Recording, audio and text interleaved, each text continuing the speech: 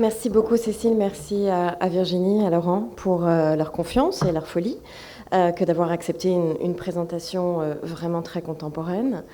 Donc autour de cette question du motif Picasso, le motif comme forme mais aussi comme raison, dans la sculpture contemporaine effectivement, plutôt germanique ou américaine. Donc si des liens ont été dessinés, ouais, il est sur mode avion, c'est juste pour le temps, mais c'est pas grave. Alors, si des liens ont dessiné une évidente filiation entre Picasso et des peintres contemporains, depuis une correspondance stylistique jusqu'à une posture se réclamant du désir artistique ardent, anxiety en anglais, et de la superproductivité du maître, qu'il soit ici question de Dana Schutz, de Stephen Shearer, d'Amy Besson, de Ray Smith ou de Nikola Tyson, dont vous avez ici quelques exemples, l'influence de la sculpture de Pablo Picasso sur les artistes est encore à faire, puisque ce n'est pas un corpus encore si bien connu et maîtrisé du public et des artistes. Si le bricolage, la récupération d'objets tels que Pablo Picasso les a pratiqués à l'heure cubiste, nourrissent une politique du geste, parfois inconsciente chez nombre d'artistes contemporains, comme je le montrerai à travers une galerie visuelle non exhaustive, il conviendra aussi d'analyser des approches plus ou moins consciemment picassiennes, une propension anticatégorielle et syncrétique qu'on aurait identifiée de prime abord au postmodernisme chez des artistes comme Aaron Curry et le duo suisse Aubry et Brocard, mais qui, selon moi, semble relever de la permissivité que Pablo Picasso adoptait à l'égard de la sculpture en raison de son autodidaxie. Le caractère empirique de ces sculptures d'atelier pourrait ainsi constituer un héritage moins galvaudé que celui du motif de l'objet réhabilité et d'une esthétique du glissement. Mais commençons tout de même par celle-ci, car elle ne constitue pas moins une filiation intéressante qui peut s'établir à partir de différents points de jonction, depuis les processus jusqu'au médium, et une logique de combinaison antinomique. Le processus de métabolisation, de rencontre fortuite avec des objets, leur récupération, leur assemblage, tel qu'il a établi la légende de Picasso sculpteur, constitue une évidence chez plusieurs artistes. Si ceux-ci ne revendiquent pas toujours haut et fort l'héritage de Picasso, force est de constater que l'empreinte de ce dernier est indéniable. Alors je n'irai pas articuler ces œuvres des artistes contemporains avec celles de Pablo Picasso dans une sorte de jeu de 7 erreurs. J'aimerais mieux ici vous montrer des pratiques qui fonctionnent à partir de la logique de mémoire, telle que les artistes la pratiquent, et donc faire appel aussi à votre mémoire visuelle de Picasso pour compléter ce que je vais vous montrer. Alors commençons par le travail de l'allemande Gitte Schäfer, qui arrange des composites qui forment des associations analogiques à partir de trouvailles usées, qui, loin de constituer des totems nostalgiques ou d'entretenir un esprit de brocante, opèrent des glissements sémantiques, recomposent des identités et traversent les cultures.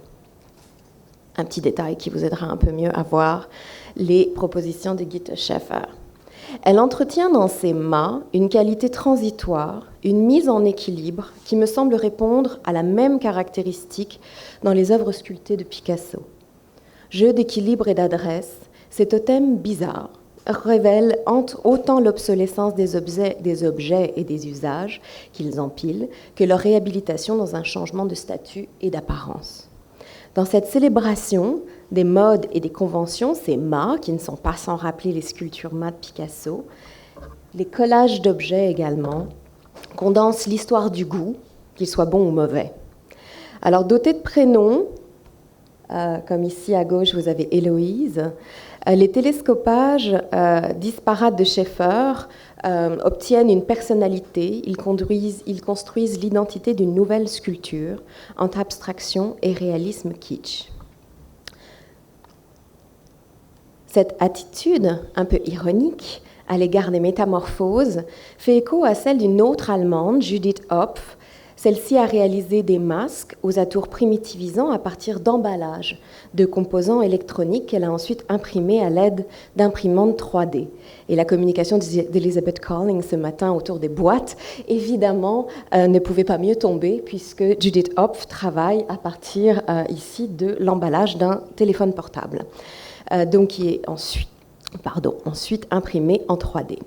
de cette pratique que j'assimile à la non-inspiration ou au tâtonnement symptomatique de l'absence transitoire d'inspiration, ce comportement classique du temps de l'atelier qui confine alors à bricoler avec ce qu'on a sous la main et que pratiquait également Pablo Picasso, comme on peut le voir dans l'exposition ici, Hopf compose une approche complexe qui fige par l'impression 3D ce jeu d'équilibre transitoire, opérant un singulier enchaînement de glissements des usages et des apparences.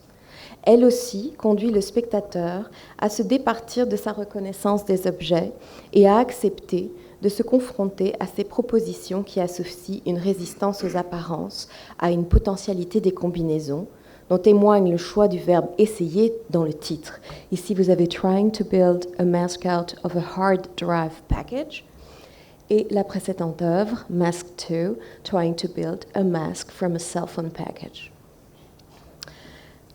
Le Canadien N.T. Liu, lui aussi, travaille avec des emballages technologiques.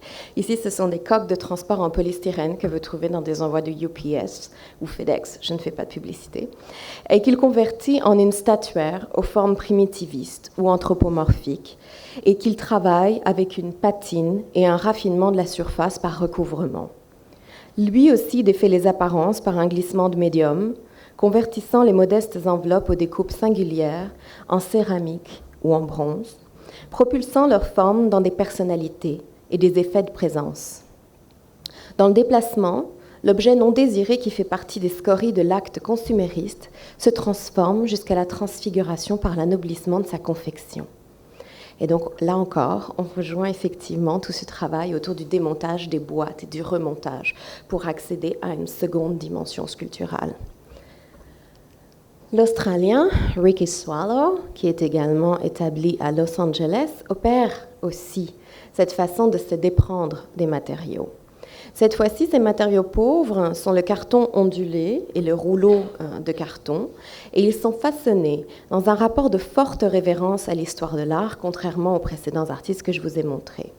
La guitare, objet que Picasso élaborera sous forme de relief sculpté en carton dans les années 10, apparaît dans le corpus de Swallow entre hommage et dérision, réalisé en carton puis coulé dans le bronze avec une patine effet peint qui confond le spectateur. L'artiste les qualifie volontiers d'objets d'étude, à la manière même dont Picasso considérait lui aussi ses expérimentations sur le volume et l'objet assemblé. Comme le souligne le critique Michael Nedialty, Swallow fait moins dans l'appropriation que l'approximation.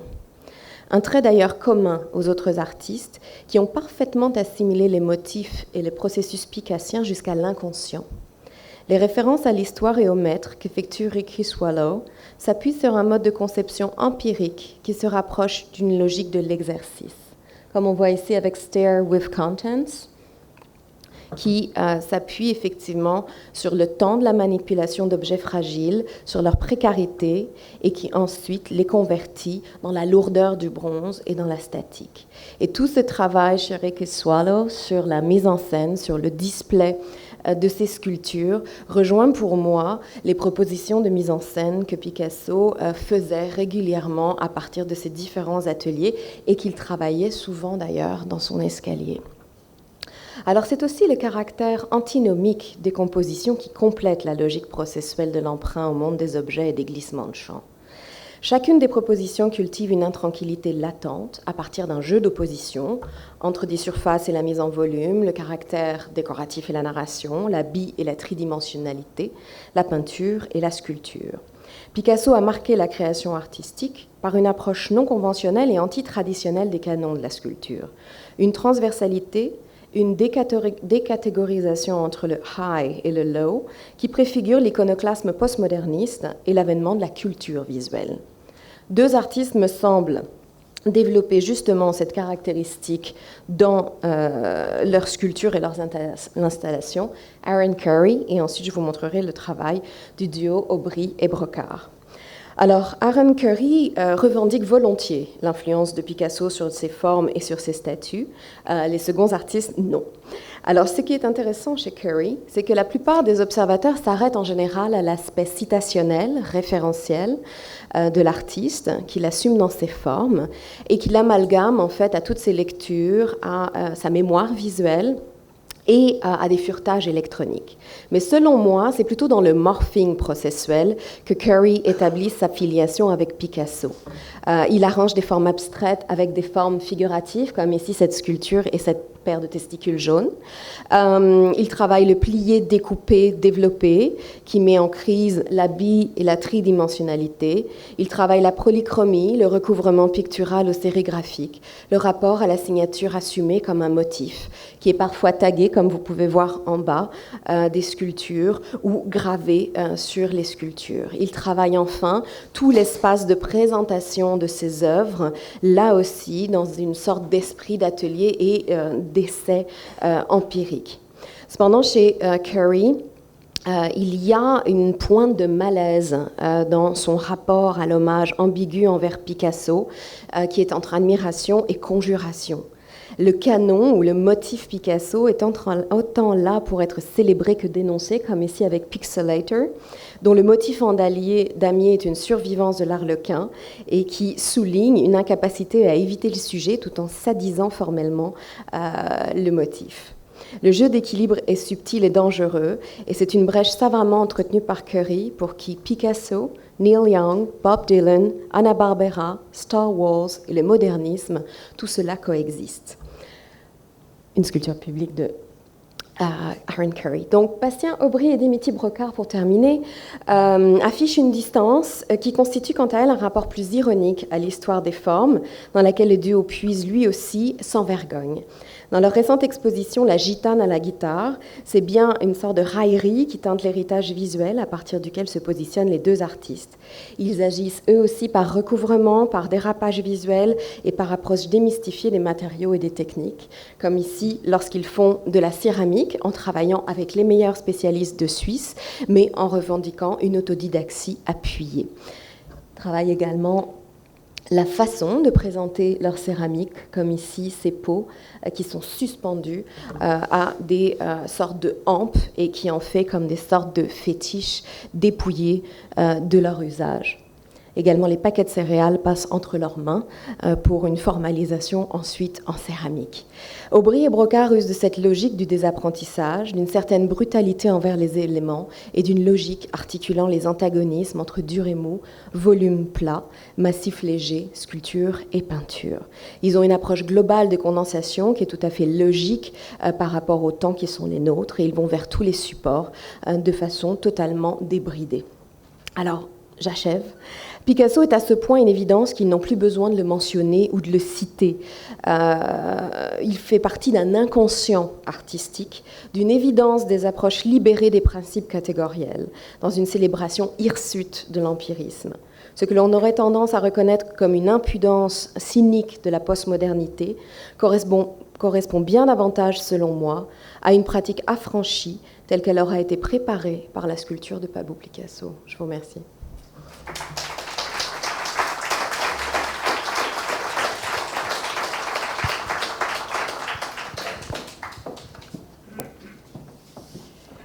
Merci beaucoup Bénédicte pour cette étude dynamique et très pertinente, très éclairante de la scène contemporaine où vous établissez donc ces liens d'ascendance entre le Picasso sculpteur et les artistes d'aujourd'hui en dressant les prémices d'une taxinomie qui éclaire justement la nature de ses influences et parfois aussi de ses résistances.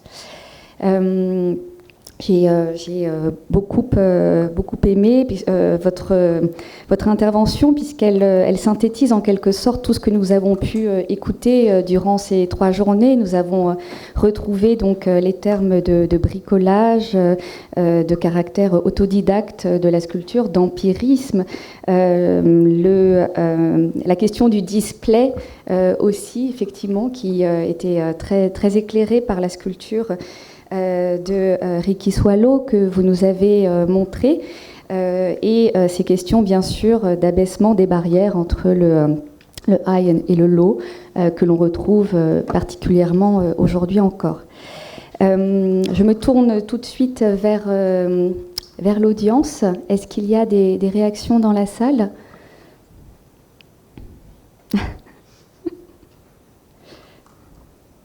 Pépé, Carmel ?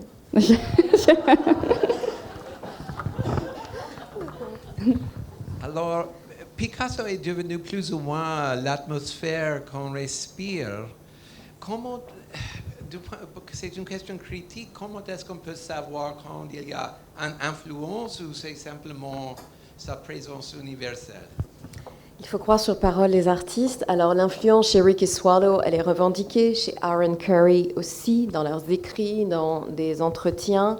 Chez les autres artistes, est-ce que c'est plus mon désir ou est-ce que c'est le leur que de se laisser envahir par les formes et le registre des formes picassiennes?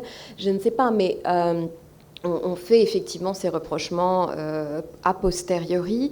Il y a une sorte de reluctance chez beaucoup d'artistes de se réclamer de Picasso. Il ne faut vraiment pas se leurrer là-dessus. C'est un héritage encombrant. Alors, il y a beaucoup d'artistes qui évitent le sujet.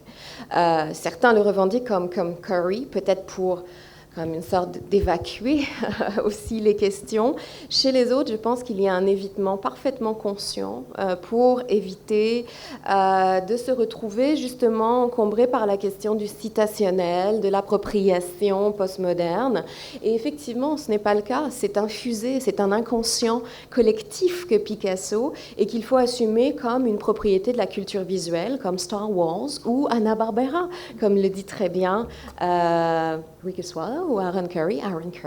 Donc, je pense que c'est là aussi une des raisons. Mais après, il faut lutter contre ma propre propension à vous faire des rapprochements qui n'ont peut-être pas lieu d'être. Et cet évitement est davantage français ? L'évitement, oui, j'ai cherché des artistes français. Je n'ai pas trouvé de choses concluantes. Dans la sculpture très contemporaine des 10 dernières années, chez les jeunes générations, on n'a que des quadragénaires ici, que des gens qui sont nés entre 1967 et 1972. C'est une même génération qui se permet d'être complètement décomplexée par rapport à Picasso.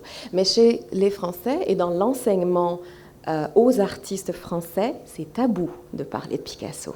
On ne parle pas de Picasso.